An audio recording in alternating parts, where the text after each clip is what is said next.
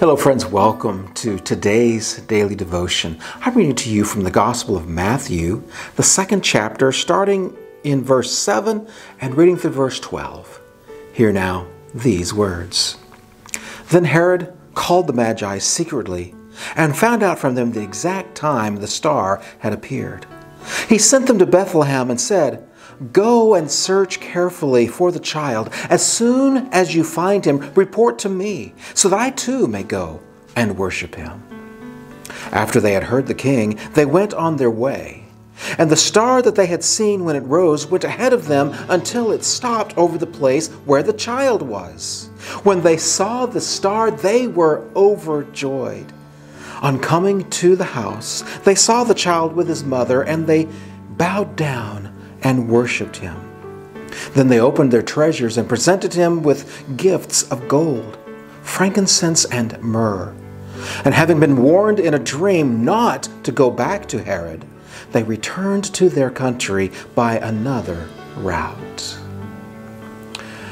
You know, one of the things that we have done in our modern celebrations of Christmas is we have taken two stories and we've mushed them together to make it seem like they are all part of one story. And what these two stories are is the first story is the story of Jesus being born in Bethlehem and the angels coming to the shepherds and the shepherds seeing the baby as he's lying in the manger in the stable.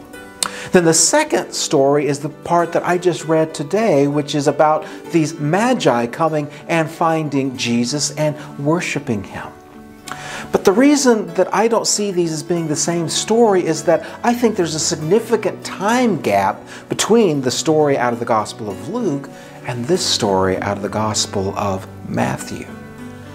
For you see, when Jesus is born in Luke, it says that he was born in a stable. And when the Magi come, they find Jesus in a house. Those aren't the same kinds of places. And when they went to Bethlehem, they first stopped off in Jerusalem and met with King Herod, who told them, "Oh, you need to go to Bethlehem because that's what was prophesied."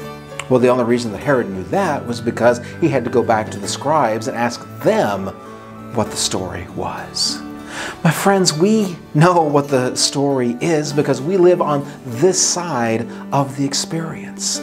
And the thing that I think is important for us is to recognize that sometimes there's a time gap between one thing that God does and the next thing that God does, and we shouldn't get so impatient to squeeze it all together, but allow the story of God to unfold in our lives according to God's timing. And so may you know Jesus no matter how long it takes. And I'll see you tomorrow for another daily devotion.